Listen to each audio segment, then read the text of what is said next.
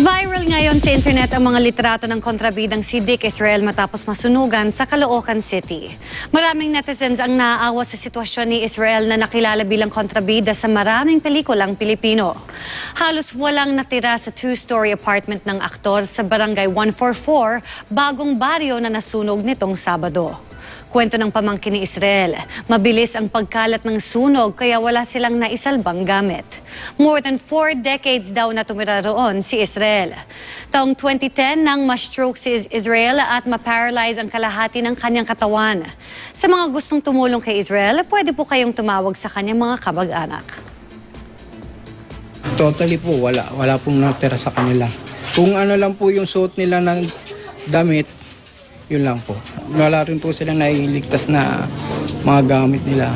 Tapos wala rin siyang mga project. Kaya kumbaga wala silang pera.